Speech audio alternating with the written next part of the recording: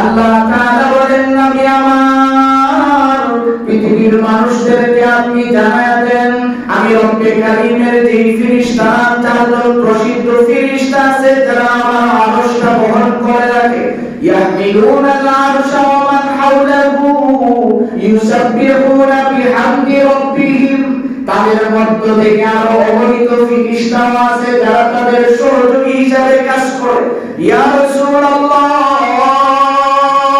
ওই ফেরেশতারা 24 ঘন্টা আমার কাছে আমার প্রশংসা করে, আমার প্রশংসা রহমানির রহিম। ইয়া আইয়ুহাল্লাযীনা আমানু আতিউল্লাহ ওয়া আতিউর রাসূল ওয়া লা তুবতিলু আ'মালাকুম।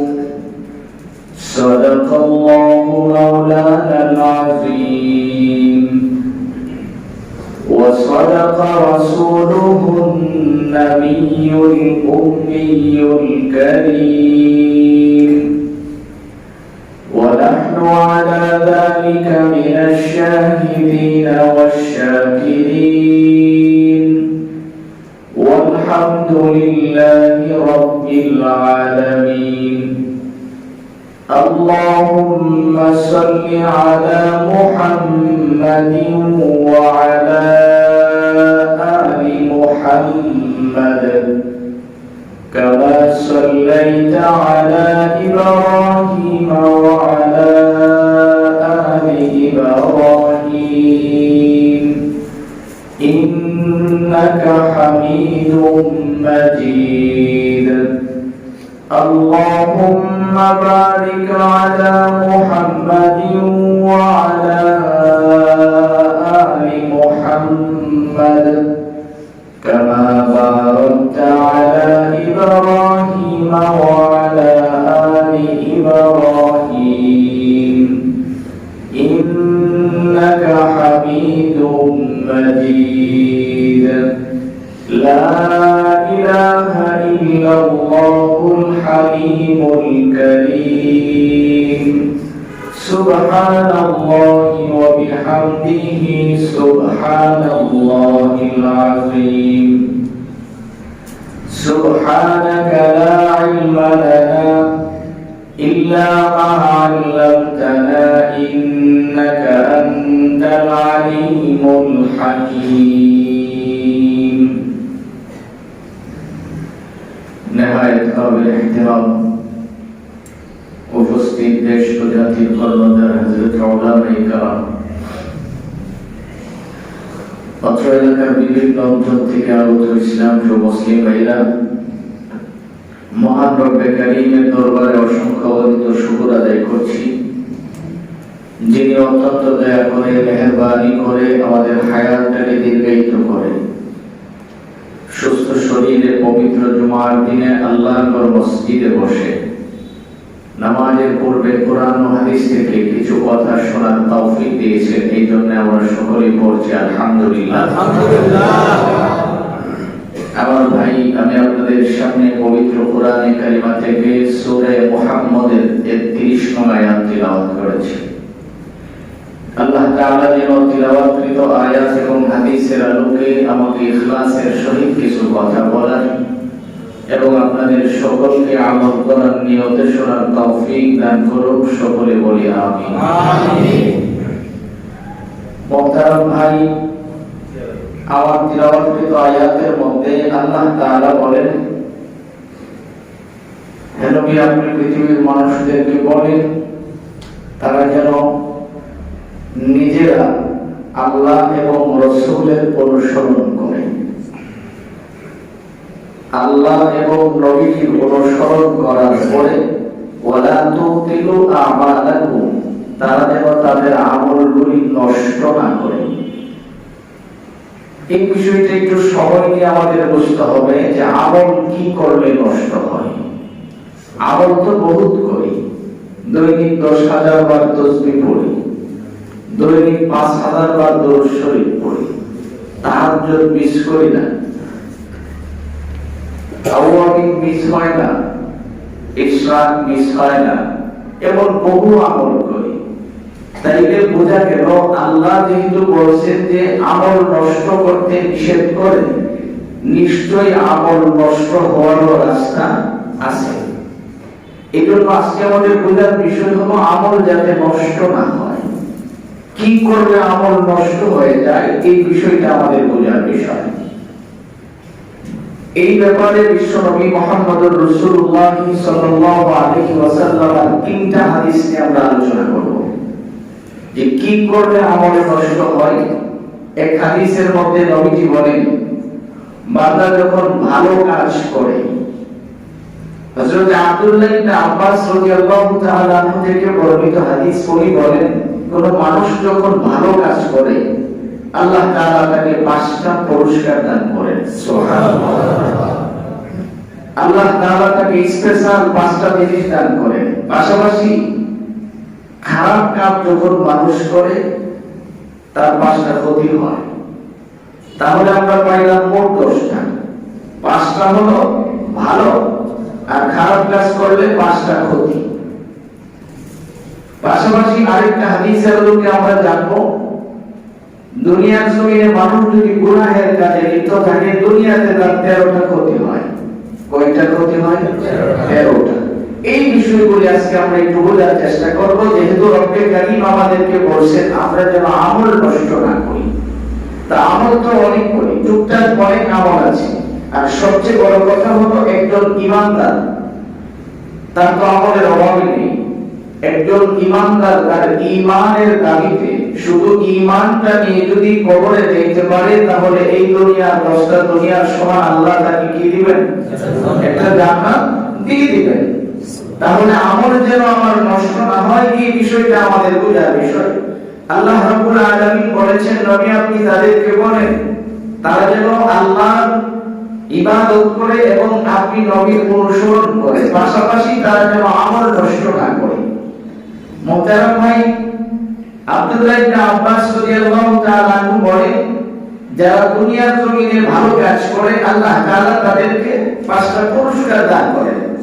এর মধ্যে 1 নম্বরের পুরস্কার হলো রব্বে কারীম তাদের চেহারার মধ্যে নূর দান করেন। সুবহানাল্লাহ। মানুষটা যদিও কালো হয়, দেখতে তার চেহারা ভালো না, কিন্তু মানুষ তাকে অনেক মায়া করেন। যেমন হযরত বেলাল, মানুষ দেখতে খুব কালো ছিল, তার চেহারা ভালো ছিল না, কিন্তু এই বেলালকে আল্লাহ তাআলা কত সম্মান দিয়েছিলেন। বেলাল তার মনির তার জিহ্বার মধ্যে আঘাত করে তার জিহ্বাটাকে পুড়ে দিয়েছিল, যার কারণে বেলাল আশহাদু শব্দটা সুন্দর করে স্পষ্ট করে বলতে পারত না। এক পর্যায়ে সিদ্ধান্ত হয়ে গেল, লোকজন পরামর্শ দিলেন, হুজুর মসজিদ বড় হয়েছে, মুসল্লির সংখ্যা অনেক বাড়ছে, এরকম বেশি আযান দিলে তো হয় না, মুয়াজ্জিন চেঞ্জ করতে হবে। তো সকলের পরামর্শ ক্রমে নবীজি মুয়াজ্জিন চেঞ্জ করে দিলেন। বেলাল কিছুই বললেন না, খালি তাকায় তাকায় কাঁদলেন। কিন্তু রব্বে কারীম তার এই কান্নাটাকে এমন ভাবে কবুল করছেন, 1 দিন 2 দিন 3 দিন চলে গেছে। জিবরাইল আসছেন, জিজ্ঞেস করে, হুজুর আপনার মসজিদে কি 3 দিন যাবত আযান হয় না? নবীজি বললেন, কেন? আযান তো আরো সুন্দর হয়, এখন তো আরো সুরলিত কণ্ঠে আযান পরিবেশন করা হচ্ছে। এই কথা বলার সঙ্গে সঙ্গে জিবরাইল বলেন, ইয়া রাসূলুল্লাহ, আযান যদি আপনি সুন্দর করেন না কেন, কারণ এই আযানের মধ্যে বেলালের সেই কণ্ঠটা আল্লাহ খুঁজে পান না। সুবহানাল্লাহ। আচ্ছা, এখন আপনি চিন্তা করে দেখেন, এখন যদি আশহাদু আর নাও করে, কারণ বেলাল তো স্বীকৃত কার কাছ থেকে? আল্লাহর কাছ থেকে স্বীকৃত মুয়াজ্জিন। এই বেলালকে বের করার সুযোগ নেই। এই জন্য হাদিসের কিতাবে 2 জন কালোর কথা পাওয়া যায়, যে 2 জন কালোকে আল্লাহ তাআলা চেহারা সুন্দর ছিলেন না, অনেক উপরে উঠিয়েছিলেন। এর মধ্যে একজন হলো হযরত বেলাল, আরেকজন হলেন লুকমানে হাকিম।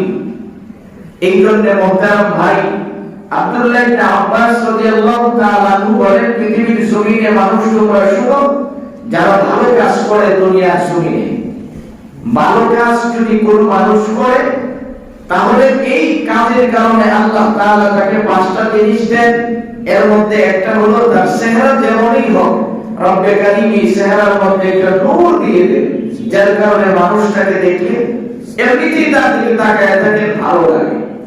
আমি বুঝি, আমি যে বিষয়গুলি আপনাদের সামনে কথা বলি, যদি আমি আপনাদের কাজ করি কিছু ঘটনা শোনাইতাম, খুব খুশি হইতেন, এটা আমি নিজেও বুঝি। ওই যে দেখেন আমাদের দেশে মেরাজ নবীজি করেছেন, ওইগুলি কিন্তু দরকারি না। ওই দরকারি বিষয়গুলি এই জন্য বললে অনেক সময় আপনাদের কষ্ট হবে। মেরাজ নবীজি করছেন, এটা 100% সত্য, এটা বুঝাইতে কোনো দলিল লাগবে জি? কেউ যদি দলিল চাই বুঝতে হবে তার ভিতরে সমস্যা। এটা বোঝানোর জন্য আমরা ছোটবেলায় অনেক আজগুবি গল্প শুনতাম। কইতো যে একটু বাজার থেকে মাছ আইনা স্ত্রীর দিছে, মাছ বানাও হ্যাঁ গোসল করতে গেছে, গিয়ে ওই 27 বছর পানির নিচে আছি, ওখান থেকে ভিডিও হয়ে গেছে, সংসার করছে, বাচ্চা কাচ্চা হয়েছে, আবার গোসল শেষ করে 27 বছরের পরে পুরুষ হয়ে গেছে, আবার বাড়িতে এসে আয়া দেখা গেছে বাপরে বাপ এখনো তো তার স্ত্রী মাছ কাটতে গেছে। শুনে দেয় এরকম, আমরা শুনছি ছোটবেলায়। তো এই জাতীয় গল্প শোনাইলে আমি নিজেও জানি আপনারা খুব খুশি হইতে, ভালো লাগতো। এই আজগুবি কথা শুনে লাভটা কি? ফলে কিন্তু কোনো ফায়দা নাই। এই জন্য একটু কষ্ট হলেও বোঝার চেষ্টা করেন। নবীজির সাহাবী আব্দুল্লাহ ইবনে আব্বাস রাদিয়াল্লাহু তাআলা আনহু বলেন, দুনিয়ার জমিনে যারা ভালো কাজ করে তাদেরকে আল্লাহ তাআলা এই স্পেশাল 5টা জিনিস দেন। এর মধ্যে একটা হলো তাদের চেহারার মধ্যে আল্লাহ তাআলা নূর দিয়ে দেন, সুবহানাল্লাহ। 2 নাম্বার, তাদের অন্তরের মধ্যে আল্লাহ তাআলা প্রশান্তি দিয়ে দেন। অন্তরটাকে রব্বে কারীম শীতলতা দান করেন, তার অন্তরে কোনো প্রকারের পেরেশানি থাকে না, কোনো অশান্তি থাকে না। এর চেয়ে বড় বরকত আর কি হতে পারে বলেন? আজকে তো আমরা সবচেয়ে বেশি অন্তরের পেড়ায় ভুগি। অন্তরে আমাদের খুব সমস্যা। বাসা থেকে ছেলেটা বেরোলে মনের মধ্যে একটা পেরেশানি শুরু হয়ে যায়, মেয়ে বেরোলে পেরেশানি শুরু হয়ে যায়। এই যে একটা অশান্তি ভিতরে খামাখা পেরেশানি ঢুকে যায়। আব্দুল্লাহ ইবনে আব্বাস রাদিয়াল্লাহু তাআলা আনহু বলেন যে অন্তরটাকে আল্লাহ তাআলা তোমাকে প্রশান্তি দিয়ে দিবেন, শীতলতা দান করবেন তুমি যদি ইবাদত করতে পারো, সুবহানাল্লাহি ওয়া বিহামদিহি।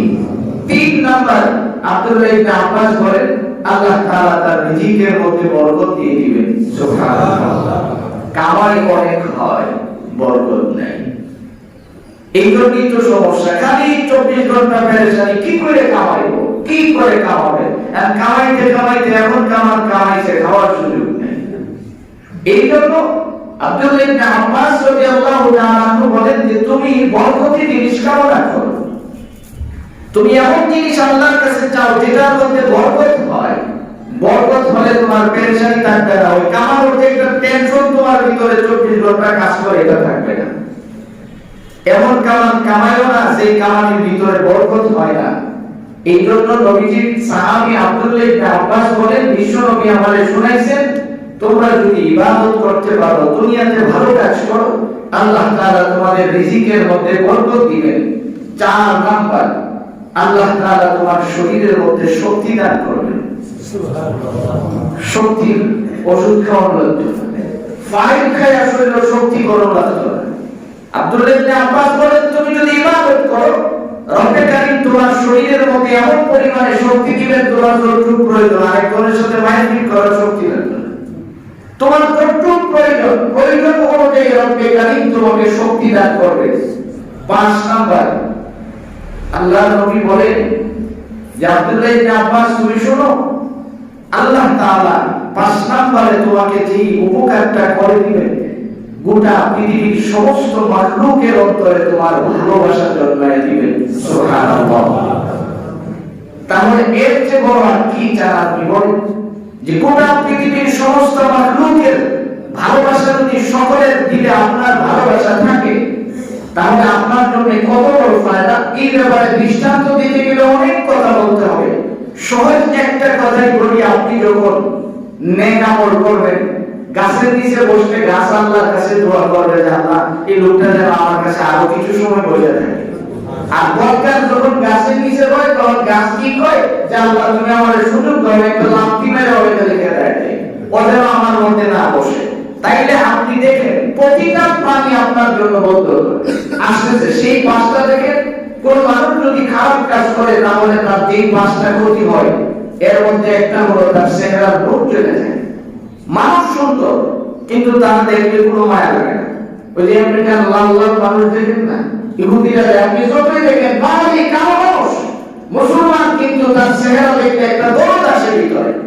আর যতই লাল হোক কেন জানি দেখলে জাহান্নামী মনে হয়। এই জন্য নবীজি বলেন কোন মানুষ যদি দুনিয়াতে ইবাদত ছেড়ে দেয় তাহলে তার পাঁচটা ক্ষতি হয়ে যায়। এর মধ্যে একটা হলো তার চেহারা থেকে নূর চলে যায়, চেহারার নূর থাকে না। বাংলা রেখে যতই সাজে তার সুযোগ হয় না। পাসপোর্ট তো উঁচু বানায় সুন্দর করে যদি কেউ নামাজ আদায় করে এই যে তার চেহারার একটা রুহানিয়ত আছে, এটা পার্লারে গেলে কেউ আপনার রুহানিয়ত ফেরত দিতে পারত না। 2 নাম্বার, তার দিলের যে প্রশান্তি আছে এটা আল্লাহ তাআলা উঠায় নেবেন। দিলের মধ্যে কোনো প্রকারের শান্তি পাবে না। কোনো কাজ করে তার শান্তি লাগে না, খায়াও শান্তি নাই, বৈশাও নাই, ঘুমায়ও নাই। এই অশান্তি গুলি যদি আমাদের ভিতরে ঢুকে যায়, আপনি আপনাকে একটু মিলে দেখেন যে এই জিনিসগুলি যদি আমার ভিতরে ঢুকে বুঝতে হবে আমার ইবাদতের কমতি শুরু হয়েছে, বুঝতে হবে আমার ইবাদতের মধ্যে সমস্যা হয়ে গেছে, যার কারণে আল্লাহ তাআলা এই জিনিসগুলি আমার মধ্যে ঢুকিয়ে দিচ্ছেন। যে আমি যে কোনো কাজ করতেছি আমি আমার দিলের মধ্যে শান্তি পাচ্ছি না। 3 নম্বরে রিজিকের বরকত আল্লাহ তাআলা উঠায় নেবেন। 4 নম্বরে শারীরিক অনেক প্রকারের অসুস্থতা আপনাকে ধরে ফেলবে। 5 নম্বরে আল্লাহ রাব্বুল আলামিনের নবী বলেন 5 নম্বরে মানুষের অন্তরে তার যে ভালোবাসাটা আছে এটা আল্লাহ তাআলা উঠায় নেবেন। এটা থাকবে না, না থাকার কারণে কেমন জানি মনে হয় যে বক্তৃতা যে দিতাম যাব দুইজন যদি গুলি মারে, কেমন জানি তার মনে হয় নিজের রাস্তা দিয়ে বাজারে যাওয়ার সত্য একটা পুলিশ আমার লাগবে। এরকম খালি তার সিকিউরিটির প্রয়োজন মনে হবে নিজের কাছে, যে নিজেকে অসহায় মনে হবে। এই জিনিসটা মানুষ দেখলেই ভয় পাবে, না জানি কোন বিপদ আমার কাছে চলে আসে। এই বিষয়গুলি যদি কোনো মানুষের মধ্যে চলে আসে বুঝতে হবে আব্দুল্লাহ ইবনে আব্বাস বলেন এটা তোমার বদ আমলের ফসল, কারণ তুমি ইবাদত ছেড়ে দিছো এই জন্য তোমার কাছে এমন মনে হয়ে গেছে। এই জন্য মুহতারাম ভাই আসুন এবার আমরা সেই 15টা গুনাহের যে 15টা ক্ষতি হয় এই বিষয়গুলো একটু বোঝার চেষ্টা করি, তাহলে আপনি বুঝতে পারবেন যে আপনি কি পরিমাণে ক্ষতির দিকে দৌড়াইতেছেন, কি পরিমাণে ক্ষতির দিকে দৌড়াইতেছেন। 1 নম্বরে গুনাহের যে ক্ষতি এটা হলো তার দিল থেকে আল্লাহ তাআলা ইলম উঠায় নেবেন। দিল থেকে কোরআনের আজমত ভালোবাসা এটা আল্লাহ উঠায় নেবেন। তো এর চেয়ে বড় ক্ষতি একজন মুসলমানের আর হতে পারে না। যার দিলে কোরআনের ভালোবাসা থাকবে না, যার দিলে কোরআন তিলাওয়াত শুনতে ভালো লাগবে না, যার দিলে কোরআনের মহব্বত থাকবে না, এর চেয়ে ক্ষতি আর হতে পারে না। জীবনের সবচেয়ে বড় ক্ষতি হলো এটা। এই জন্য গুনাহের 13টা ক্ষতির মধ্যে 1 নম্বরের ক্ষতি হলো তার অন্তর থেকে কি করবে? ইলম আল্লাহ তাআলা উঠায় নেবেন, ইলম রাখবেন না। ইতিহাস তালাশ করে দেখেন সুলতান মাহমুদ গজনবী কত বড় একজন প্রসিদ্ধ বাদশা ছিলেন, আল্লাহওয়ালা বুজুর্গ ছিলেন। সুলতান মাহমুদ গজনবী রহমাতুল্লাহ আলাইহি তার দীর্ঘদিনের একটা তামান্না ঘুমের ঘরে নবীজিকে স্বপ্ন দেখতে চান। সুবহানাল্লাহ। কাকে স্বপ্ন দেখতে চান? সবাই বলেন আমরা কারা দেখতে চাই? দেখতে চাই। আমার সিস্টেম তো উল্টা। আমরা তো চিন্তা করি যদি তাই একটু দেখতে পারতাম। তো এই যে আপনি চিন্তা করেন সুলতান মাহমুদ গজনবী তার দীর্ঘদিনের আশা নবীজিকে স্বপ্ন দেখবেন, ইবাদত চালিয়ে দিয়েছেন, জানি নবীজিকে স্বপ্ন দেখতে চাই। এখন দেখার জন্য আমার যা যা করা দরকার, রাতের বেলায় অন্ধকারে খুঁজে খুঁজে লোকজনের বাসা বাড়িতে খোঁজ খবর নেন, কারোর কোনো প্রয়োজন রাতের বেলায় সত্য বেশে বের হয়ে যান। ইতিহাস তালাশ করে দেখেন হুসাইন ওনার ছেলে রাতের বেলায় রুটির বস্তা পিঠের মধ্যে উঠাইতেন, ওটায় রাতের বেলায় মানুষের বাড়িতে বাড়িতে যেয়ে রুটি গুলি দিয়ে আসতেন খাওয়ার জন্য। নবীজির নাতি হুসাইনজির ছেলে তার পিঠের মধ্যে ওনার ইন্তেকালের পরে ইতিহাসের কিতাবের মধ্যে পাওয়া যায় যারা তার লাশটাকে গোসল করাইছেন যে দেখছেন তার পিঠের মধ্যে বস্তার ধান পড়ে গেছে, যে এই রুটির বস্তা টানতে টানতে মানুষের বাড়িতে বাড়িতে পৌঁছেছেন। আমাদের সিস্টেমটা একটু ভিন্ন না, যে আমরা মানুষের কষ্ট পেলে আমরা বাড়িতে রাখবো কেন, এটা আমরা বাড়িতেই থাকবো। কষ্ট পেলে তার কাছে রাখার দরকার, এটা আমার গুণেও না, সে এখানে জায়গা দেখ অনেক ভালো। এটা হলো আমাদের সিস্টেম। সুলতান মাহমুদ গজনবী রাতের বেলায় খুঁজে খুঁজে মানুষ যাকে পান তাকে খেদমত করেন।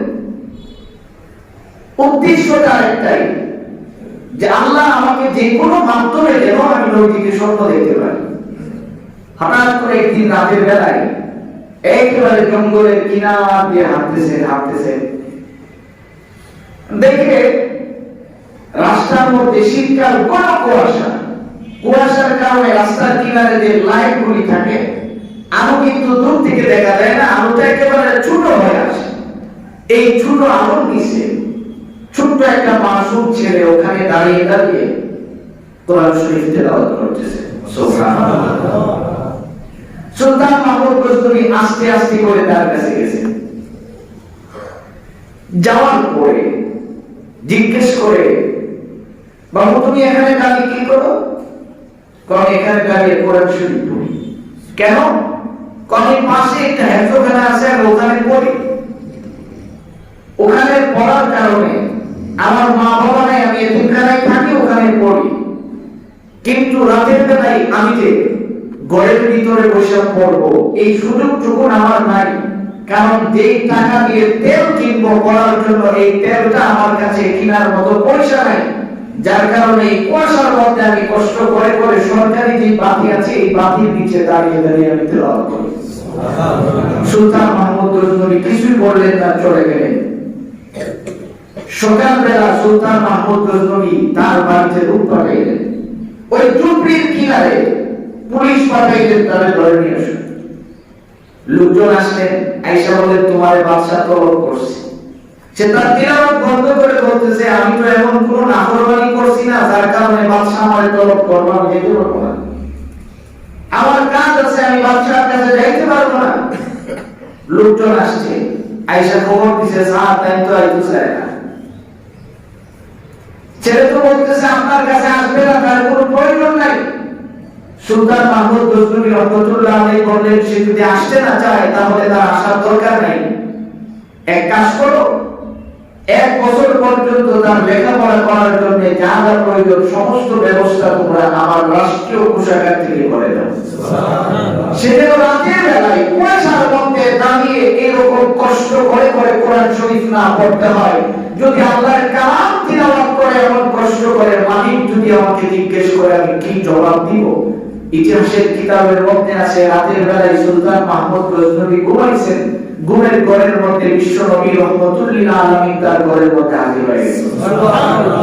নবীজি বলতেছেন, সুলতান মাহমুদ গজনবী শোনো, তোমার কোন ইবাদত যদিও কবুল না হয়ে থাকে, তুমি আজকে যে কাজটুকু করছো কোরআন তিলাওয়াত করার জন্য তুমি যে ব্যবস্থাটা করে দিছো, এটা আল্লাহ তাআলা খুব পছন্দ করেছেন। এই জন্য আমি নবীজিকে বলছেন, আমি তোমার ঘরে এসে তোমাকে দেখা দিয়ে চলে গেলাম। সুবহানাল্লাহ। মুহতারাম ভাই, এই জন্য গুনাহ যদি কোনো মানুষ করে তার 13টা ক্ষতির মধ্যে 1 নম্বরের ক্ষতি হলো ইলম আল্লাহ তাআলা উঠায় দিবেন, তার দিলের মধ্যে কোনো ইলম থাকবে না। কোরআনের 2টা 5টা সূরা শুরুতে মুখস্থ করছে, এমন খুঁজে দেখে একটা হবে মুস্তা হবে যে গুনাহের কারণে কোরআন তার দিল থেকে চলে গেছে, কোরআন তার মুখস্থ থাকে না, গান ঠিকই মুখস্থ হয়, কোরআনের 1টা 2টা সূরা তার মুখস্থ হয় না। তাশাহুদ পড়তে গেলে 200 গুণ পড়ে, দোয়ায়ে কুনুত পড়তে গেলে বলে এগুলি পড়ার দরকার নাই, খালি সুবহানাল্লাহ পড়লেই চলে। বুঝতে হবে যে যারা এই যুক্তি দেয় যে খালি সুবহানাল্লাহ পড়লেই চলে, বুঝতে হবে তার ভিতরটা এই পরিমাণে কান্না হয়েছে যে শিখতে হবে, অনুভূতিটা পর্যন্ত তার নষ্ট হয়ে গেছে।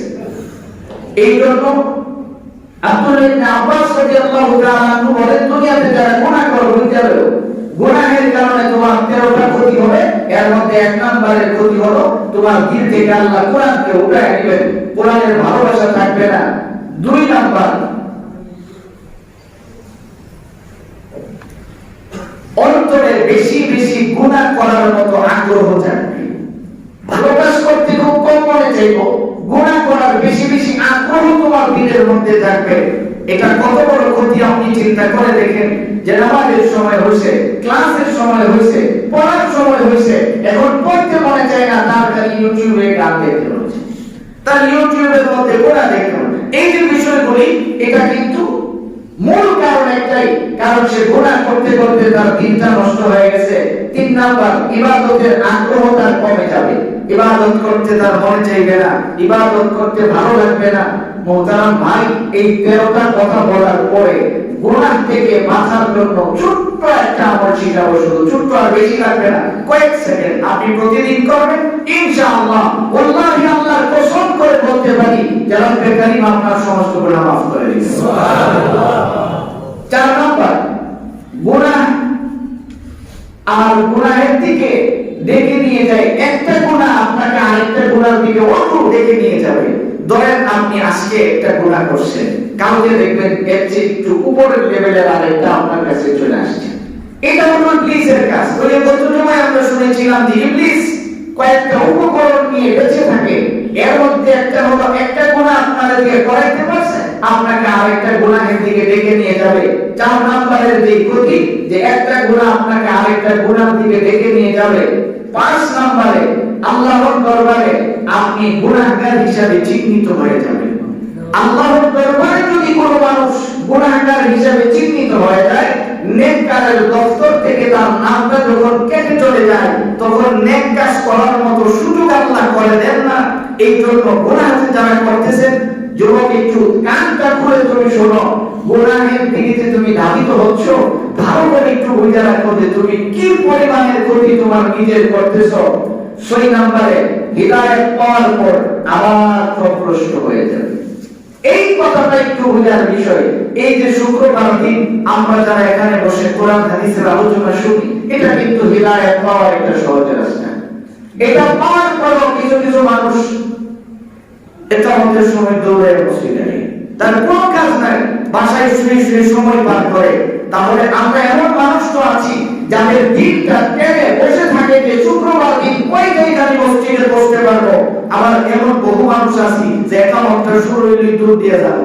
বুঝতে হবে যে গুনাহের কারণে 6 নম্বরের যে ক্ষতিটা হয়, যে হেদায়েত পাওয়ার পরেও আবার পথভ্রষ্টতার দিকে চলে যাওয়া। তার মানে এটাই, যেখানে কোরআন হাদিস শোনার সুযোগ আছে কিন্তু আমি শুনতে মনে চাই না, আসতে পারি না, এটাই হলো 6 নম্বরের ক্ষতি। 7 নম্বরের ক্ষতি হলো বান্দা আল্লাহকে ভুলে যাবে। আমার ভাই, একটু চিন্তা করে দেখেন, আল্লাহকে যদি আপনি ভুলে যান, তাহলে আপনার অবস্থা কি হবে? হাসরের দিন আল্লাহ যদি কয় আমি তোরে ভুলে গেছি, তখন আপনার কি করবে শুনবেন?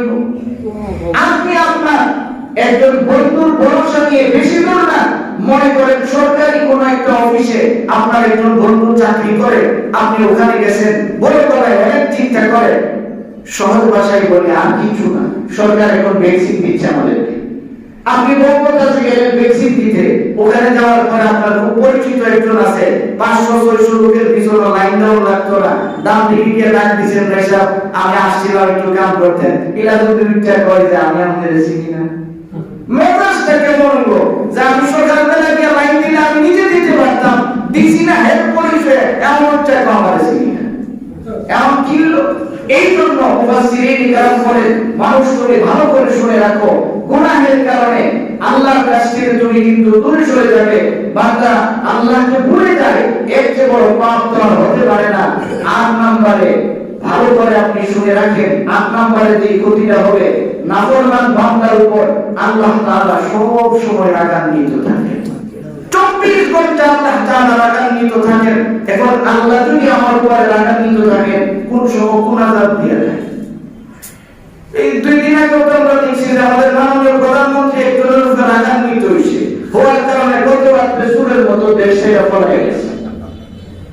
তো আমাদের মাননীয় প্রধানমন্ত্রী রাগান্বিত হওয়ার কারণে যদি এমন হয়, আল্লাহ যদি আমার উপরে রাগান্বিত থাকে, তাহলে আমার কি অবস্থা হবে?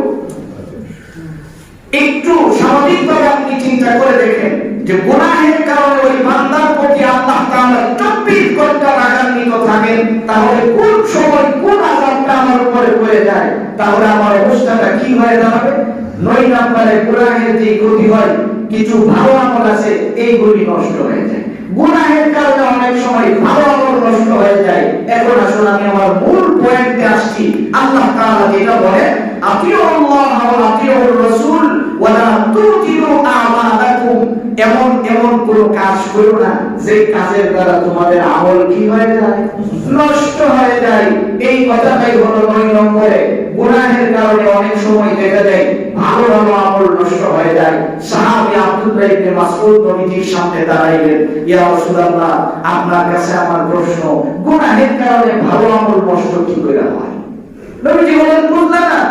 হাসরের দিন দেখবা আল্লাহ তাআলা বিচার কার্য যখন শুরু করবেন, ডাক দিবেন উত্তর সাইডে একজনকে, আব্দুল্লাহ দিকে আসো।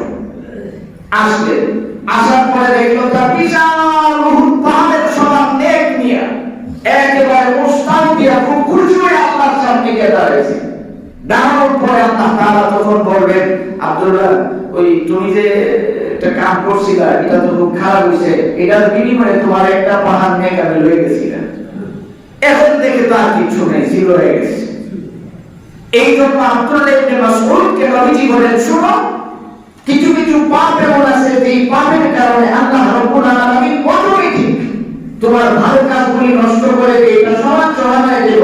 তখন দেখা যাবে আরেকজন করবো যে থাকবে এত আমার সীমানা তুমি ইচ্ছিটা করে বানাইছিল, আল্লাহ এটার ফয়সালাটা তুমি করে দাও। আল্লাহ তাআলা বলবেন, ফয়সালা কেমনে করো, এত নেক আমল নাই। তখন ফেরেশতারা করবেন কি, ওই জাহাজটা জোর করে আপনি কিন্তু ইচ্ছিটা গেছেন, ওর যত গুনাহ আছে এগুলো আপনার মাথায় চাপায় দেব, দেওয়ার কারণে আপনি জাহান্নামী হয়ে যাবেন। এই জন্য রব্বে কারীম বলেন, বান্দা শুনো, তুমি এমন কোনো কাজ করো না যে কাজের কারণে তোমার ভালো জিনিস নষ্ট হয়ে যায়, আমলগুলি নষ্ট হয়ে যায়। এবার দেখুন 10 নম্বরের যে ক্ষতিটা হয়, এটা হলো ঈমান ভিতর থেকে গুনাহ করা অবস্থায় বের হয়ে যায়। আপনি একটা কবিরা গুনাহ করতেছেন, এমন অবস্থায় আপনার ভিতর থেকে ঈমান বের হয়ে গেছে। আল্লাহ না করুন ওই সময় যদি আপনার ইন্তেকাল হয়, তাইলে কি আপনি ঈমান নিয়ে মরবেন? ঈমান নিয়ে মরতে পারবেন? আপনার ভিতরে ঈমান থাকবে না। ঈমান শূন্য অবস্থায় মৃত্যুবরণ করলে জান্নাত পাইবেন তো? এবার আসুন 11 12 এই দুইটা একটু বোঝার বিষয়। 11 নম্বরের যে ক্ষতিটা হয়, এটা হলো দোয়া কবুল হয় না। তাহলে তো আমাদের সবই সমস্যা। এত দোয়া করতেছি, দোয়া তো আর কবুল হচ্ছে না। বুঝতে হবে আমরা যে গুনাহে লিপ্ত, গুনাহগার হওয়ার কারণে রব্বে কারীম আমাদের দোয়া কবুল করেন না। 12 নম্বর হলো মরণের সময় ঈমানের সহিত মৃত্যুবরণ হবে না। এর চেয়ে বড় ক্ষতি আর কি হতে পারে? যে আপনি যদি গুনাহগার 24 ঘন্টা গুনাহের মধ্যে লিপ্ত থাকেন, মরণের সময় আল্লাহ তাআলা আপনাকে ঈমানের সহিত মরণ দিবেন না। 13 নম্বর যে ক্ষতিটা হয়, এই ক্ষতিটা আল্লাহ তাআলা কোরআনে কারিমায় বলেন যে আমার আরশ, আমি যেখানে সার্বক্ষণিক বসা থাকি, আমাদের মাননীয় প্রধানমন্ত্রীকে 24 ঘন্টা যেই প্রয়োজন পাবে তাদের সাথে তো ওনার দেখা সাক্ষাৎ হয়, বেশি সম্পর্ক, কাছাকাছি থাকে। তো তারা যদি কোনো সময় কোনো সুপারিশ করে, এটা কিন্তু খুব সহজে কবুল করে। কারণ বুঝে হইলেও করে, না হইলেও অনেক সময় করতে হয় যে আমার লগে থাকে, যদি একটু বেজার হয়ে যায়, যদি একটু উল্লে যায়। ঠিক তারপর আরশ বহনকারী ফেরেশতা সবসময় আল্লাহর আরশটা বহন করে রাখে। 12 নম্বরের আপনার 13 নম্বর যে ক্ষতিটা হবে, আরশ বহনকারী ফেরেশতাদের দোয়া থেকে আপনি মারুম হয়ে যাবেন। নাউযুবিল্লাহ। এর চেয়ে বড় আর কি ক্ষতি হতে পারে? আরশ বহনকারী ফেরেশতারা 24 ঘন্টা কিন্তু বান্দার জন্য দোয়া করতে থাকে। আল্লাহ তাআলা সূরা মুমিনের 7 নম্বর আয়াতে যায় বলে, الذين يحملون العرش ومن حوله يسبحون بحمد ربهم ويستغفرون للذين آمنوا ربنا وسعت كل شيء رحمة وعلما فاغفر للذين تابوا واتبعوا سبيلك وقهم عذاب الجحيم ربنا وأدخلهم جنات عدن التي وعدتهم ومن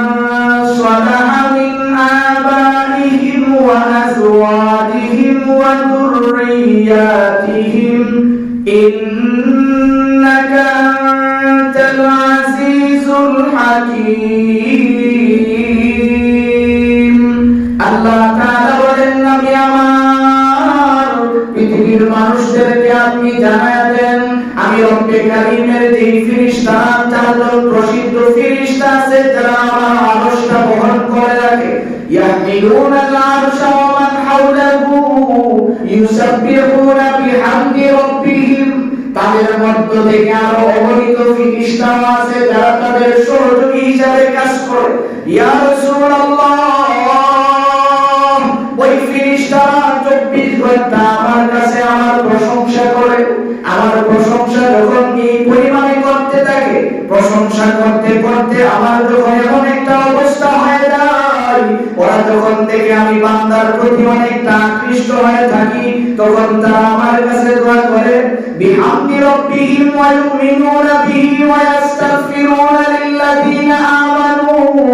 রব্বে কারীম, পৃথিবীর জমিনে আপনি যে প্রতিনিধিগুলি পাঠাইছেন তাদের সব গুনাহগুলি মাফ করে দেন। সুবহানাল্লাহ। যারা দুনিয়ার জমিনে ঈমানদার, যারা ঈমান আনয়ন করছে তাদেরকে আপনি মাফ করে দেন। এরপরে আমার দেখেন ফেরেশতা আল্লাহর কাছে কি বলে, রব্বানা ওয়াসি'তা কুল্লা শাইইন রাহমাহ ওয়া ইলমান ফাগফির লিল্লাযিনা তাবু ওয়াত্তাবাউ সাবিলাক ওয়া কিহিম আযাবাল জাহিম। আল্লাহ তাআলা আপনি তাদেরকে মাফ করে দিবেন, আপনি তাদের দিকে রহমতের দৃষ্টি দিয়ে তাকান, আপনি তাদের তওবাগুলি কবুল করে নেন, আপনি তাদেরকে জান্নাতের চিরস্থায়ী বাসিন্দা বানায় দেন, জাহান্নাম থেকে চিরদিনের জন্য মুক্ত করে দেন। সুবহানাল্লাহ।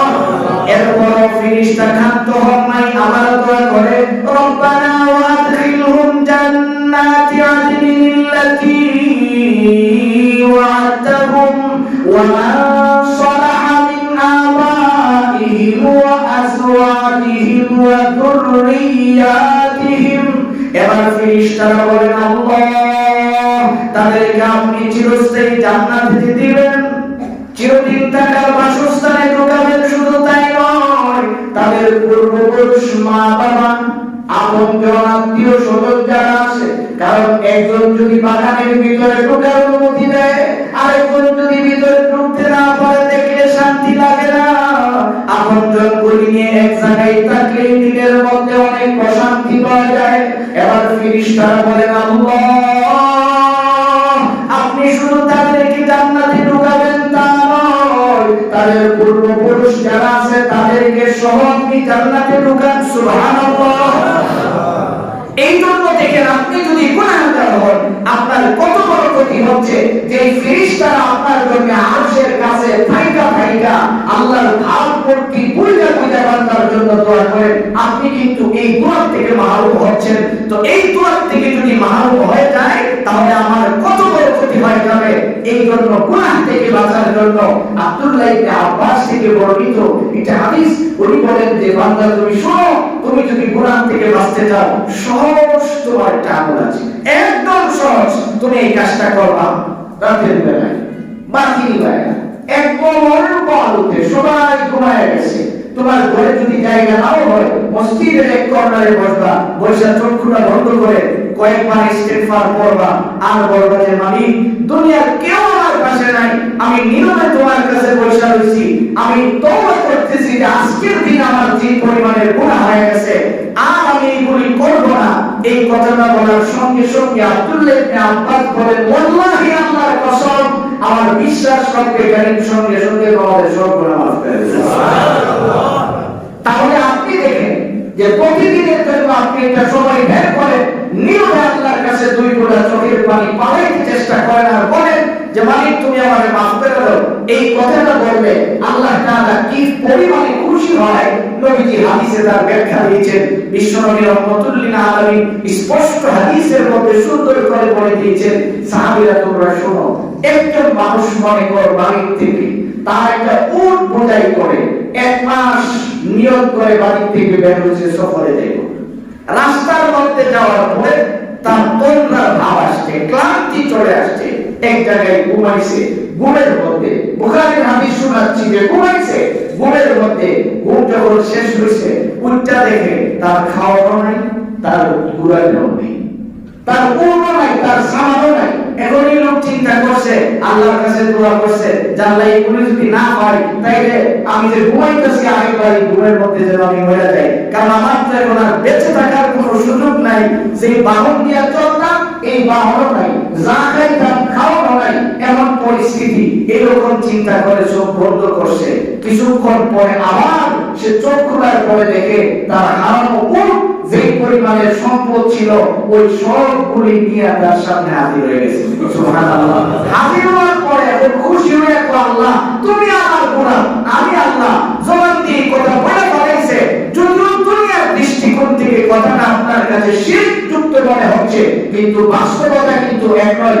দিল থেকে যে পরিমাণের খুশি হয়েছে, খুশির কারণে মুখ দিয়ে কি বের হয়েছে সে নিজেও জানে না। নবীজি বলেন তোমরা শুনো, তুমি যখন গুনাহ করার পরে আল্লাহর কাছে মাফ চাও, রব্বুল কারীম ওই বান্দা যেমন খুশি হয় এর চেয়ে আরো অনেক বেশি খুশি হয়ে যায়। সুবহানাল্লাহ ওয়া বিহামদিহি। আমরা দেখি না অনেক সময় নেতারা বক্তব্য দেয়, লোকটা করতো একদল, গেছিন আরেক দলের মধ্যে, আবার ফেরত থেকে কয় ঘরের ছেলে ঘরে ফেরত আসছে, কয় না যে ঘরের ছেলে ঘরে ফেরত আসছে। তো এটাই আপনি বুঝে নেন তখন কি পরিমাণে খুশি হয়। ক্ষমতাটা লয়া যদি আইতারে তাহলে তো আরো বেশি খুশি। তো এই জন্য নবীজি বলেন উম্মত তুমি গুনাহ করো, তারপরেও গুনাহগারের মধ্যে আল্লাহ তাআলা গুনাহগারগুলোকে বেশি পছন্দ করেন। কেননা যেই সন্তান দুষ্টামি বেশি করে, মা বাবার মায়রকা বেশি, কিন্তু মা বাবার নজরও তার দিকে থাকে। সকালবেলা বাড়ি থেকে বেরিয়ে টেনশন করে, আল্লাহ না জানি কি দরকারটা লয়ে আইতাছে। এই যে 24 ঘন্টা তার কথা কিন্তু তার ব্রেনের মধ্যে উপবাস করে, 24 ঘন্টা তার ব্রেনের মধ্যে থাকে। মুফাসসিরিন ইকরাম বলেন গুনাহগারদেরকে আল্লাহ তাআলা এইভাবেই পছন্দ করেন। এতটাই গুনাহ করো, আমার যখন ফেরত এসে আল্লাহর কাছে তওবা করে, আল্লাহ রাব্বুল আলামিন এই গুনাহগার বান্দাকে খুব বেশি পছন্দ করেন। সুবহানাল্লাহ। তাফসীর কারণ সুন্দর করে একটা ঘটনা লিখেছেন। আমরা জানি ওয়াইস আল-কারবি নবীজির কত বড় আশিক ছিলেন। ওয়াইস করুনি পাগল, বড় একজন আশিক।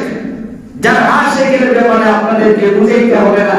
নবীজি দুনিয়া থেকে যখন বিদায় হয়ে যাবেন, অন্তিম মুহূর্তে হযরত ওমরকে বলছিলেন, ওমর আমার এই জুব্বাটা আমার পাগলের জন্য আমি তোমার কাছে রেখে গেলাম, তুমি তারে খুঁজে বের করে এই জুব্বাটা হাদিয়া দিবা, আর আমার উম্মতের জন্য তার কাছ থেকে দোয়া নিবা। সুবহানাল্লাহ। কি পরিমাণে আল্লাহর কাছে কবুল হয়েছে যে নবীজির উম্মতের জন্য নবী বলে গেছেন যে তার কাছ থেকে দোয়া নিবা। এই ওয়াইস কর্মী একদিন রাস্তা দিয়ে দেখেছে, নদী পার হবে। নদী পার হওয়ার সময় লোকজন নৌকায় উঠছে, আর ওয়াইস কর্মী নিজেও ওই নৌকায় উঠছে। ওঠার পরে নদীর মধ্যে খুব জ্বর আসছে, প্রচন্ড জ্বর। যে জ্বর আসছে আপনারা যারা বরিশাল যান লড়ছে, সহজে আপনারা বুঝতে পারবেন যে লড়ছের ভিতরে উঠলে লোকজন হয় কেবিনে বসে তাস খেলে, না হয় আপনাদের বিভিন্ন কাজ কামে লিপ্ত হয়ে যায়। ওনাদের ভালো কাজ করে করতো না। তো এমন ভাবে লোকজন নৌকার মধ্যে বিভিন্ন আজেবাজে কাজ কাম শুরু করছে। ওয়াইস কর্মী তাকায় দেখে যখন লোকজন যত ফালাইছে সবকিছু ফালায় এখন খালি আল্লাহরে খুব ডাকতেছে, কোন টাকাটাকে শুরু করছে। ওয়াইস কর্মী এটা দেখে তার হাসি পাইছে, কারণ কোরআন শরীফ আল্লাহ তাআলা নিজেই বলেছেন মানুষ এমন মানুষ বিপদ করলে আমরা ডাকে। আমরা ছোটবেলায় দেখছি, এখন তো আপনারা শহরের মানুষ, গ্রামের যারা নাকি বলতে পারবেন আমাদের ছোটবেলায় আমরা কিন্তু থাকার মতো ঘর ছিল না, সবাই ঘর ছিল। বান্ধবানে ঘাস দিয়া ধাক্কা দিয়ে ধরে রাখতো, সবাই দোয়া আল্লাহর রাসূল, দোয়া আল্লাহর রাসূল বলে। এই ছোটবেলায় নিচে শুনছি যে ঘাসের মধ্যে আমরা নিজে অনেক সময় ধরছি, এরকম ডাক দিত যে এইগুলি পড়ে নাকি জ্বর তুফান আরেক দিক দিয়ে যেত। তো ওয়াইস কর্মী যখন দেখলেন যে তার আল্লাহর নাম খুব চলতেছে, উনি নৌকার বাতায় গিয়া সামনে দাঁড়ায় খিলখিল করে হাসতেছে যে কি পাগল, এতক্ষণ যেই লোকেরা তাস খেলছে তারাই এখন আমার কাঁদতে হাসতেছে। লোকজন সিদ্ধান্ত নিছে আমি পাগলের লেগে তো ডুববো, আমরা একটু দোয়া করতেছি আমি হাসে তাহলে ডুবলে আল্লাহকে ডুববো, এর চেয়ে ভালো না হবলে মিলে ধাক্কা দেওয়া। সবাই গিয়া ওয়াইস করে ধরকায়া এইভাবে দশে হাত পাও সেন্টিটা ধরে ডিমের মধ্যে ফেলে গেছে। যেই ফালাইয়া দিছে এখন লোকজন তাকায়া দেখে এরা নৌকার আগে দিয়ে বেড়া পানির উপরে হাঁটতে হাঁটতে নদী পার হইতেছে সুবহানাল্লাহ ওয়া বিহামদিহি হাঁটতে হাঁটতে এখন নদীর উপর দিয়ে হাঁটতে আছে তার আগে ওই যে নদীর কিনারে আছে একেবারে কিনারে যায় দাঁড়ায় রয়েছে এমন লোকজন যতজন থামছে ধরে গেছে তো কিছু কিছু লোক তো দেখে ফাঁকলায় তো পানি ফলায় দিলাম কেমন আর বললো না যায় একজন জিজ্ঞেস স্বামী এখন তাদের ভাবমূর্তি চেঞ্জ হয়ে গেছে যে যেই লোককে সাগরের মধ্যে ফলাইলাম এই লোককে আমরা আগে এসে দাঁড়ায় আছে তার শরীরের মধ্যে কোনো পানি নাই কাদা নাই কোনো কিছু নাই এবার ওয়াইস করবি বলতেছে দেখ আমি তো তোরা যে কাজ শুরু করছিলে এইগুলি দেখিয়া আমি পানিতে ফলাই দেওয়ার পরে হাইটা হাইটা আসছি আর আল্লাহর কাছে দোয়া করছি আর আমার কদমটা যখন পানির মধ্যে রাখছে লাগার সাথে সাথে পানিটা স্থির হয়ে গেছে যার কারণে তোমাদের জাহাজটা ডুবে নাই তোমরা বাঁচা এসো এই কথা বলার সঙ্গে সঙ্গে জাহাজের যত লোক ছিল অমুসলিম যারা ছিল কালিমা পড়ে মুসলমান হয়েছে যারা মুসলমান ছিল তারা তওবা করে আল্লাহর কাছে ক্ষমা চেয়ে নিছে একজন লোক জিগায় যে স্যার তাহলে আপনার কাছে আমার জানার বিষয় বিপদের সময় আমরা কার কাছে না আপনি দিলেন ওয়াইস করনি কয় ব্যাকরণের দলগণ আল্লাহ তো কইছে যে বান্দা যখন সুবিধা মতো থাকে তখন আমারে ডাকে না তোরা তো তাস খেলা দুনিয়ার কামে লিপ্ত হয়ে গেছিলে আর এখন জোর তুফান আল্লাহ দিছে এই পরিমাণে ডাকতাছস দেখ আমার হাসি এসে গেছে কারণ আমি তো কোরআনের শেষ আমার মনে হয়ে গেছে যে বিপদ হলে বান্দা আমার খুব বেশি স্মরণ করে তো বলি কাম দিকে আমার হাসি এই জন্য মোহতারাম ভাই তওবাকারীকে আল্লাহ তাআলা কিন্তু পছন্দ করেন এটা আল্লাহর কথা আল্লাহ তাআলা তওবাকারীকে খুব বেশি মায়া করেন কাজে আমরা যেন গুনাহ থেকে বাঁচতে পারি কমসে কম প্রতিদিন প্রত্যেক যুবক বৃদ্ধ সকলের জন্য এই আমলটা আমরা শুরু করব ইনশাআল্লাহ প্রতিদিনের হিসাব করা একটু বাকিগুলি বন্ধ করে নীরবে আল্লাহর কাছে কান্নাকাটি করা যে আল্লাহ আজকে আমি যে গুনাহগুলি করছি এটা যদি আমার জীবনের শেষ দিন হয়ে থাকে মানে সবাই আমার পাশে ঘুমাচ্ছে আমি তোমার কাছে তোমার গোলাম হাজির হয়ে গেছে আল্লাহ তুমি আমারে maaf করে দাও আব্দুল্লাহ ইবনে আব্বাস বলেন এই কথাটা বলার সঙ্গে সঙ্গে আল্লাহ তাআলা ওই বান্দাগুলিকে